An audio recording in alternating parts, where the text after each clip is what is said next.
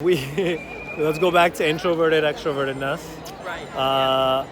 So you were talking about how you get your energy when you have time and space to yourself, Yeah. whereas someone that's an extrovert gets energy being out with other people. Yeah. So I've heard that too, and that's like the typical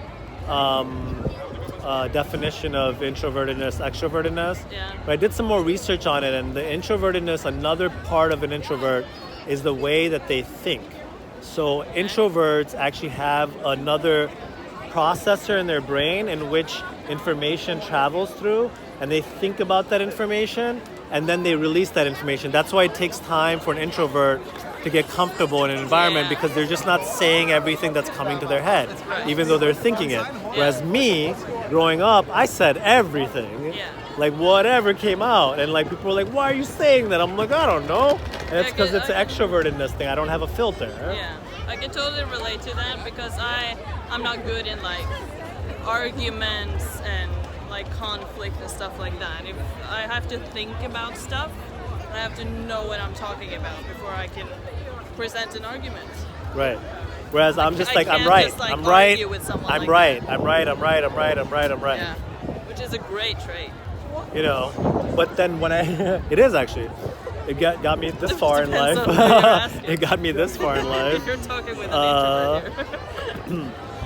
But like, once I learned that, and I learned a little, because I had an issue with just saying whatever I wanted to say, and what happens with that is that I'm not actually persuading people, which is what I'm trying to do, is persuade them on my arguments and what I'm trying to communicate. Right. And I wasn't researching enough, and I wasn't communicating well. So once I learned that, it actually helped me a lot, that introverts have a preprocessor, and for an extrovert to have that ability, what we need to do is, before we're about to say something, to create our own filters in our brains, which is very difficult to do. It takes a very long time. It takes reading a lot of information. And then that's how I started learning. I'm really into a lot of introverts because I started reading a lot, and that's like an introverted, and this is anecdotal, introverted trait to me. That they're just at home. Because they're at home, they need something to do. So you're always reading or watching something or learning something and keeping yourself active with other things. Whereas extroverts are out with other people, and it's not necessarily like, we're more about like leading, and like I'm able to lead people and things along those lines. I don't need to be social to like stimulate my brain and Right. learn stuff. Yeah. So I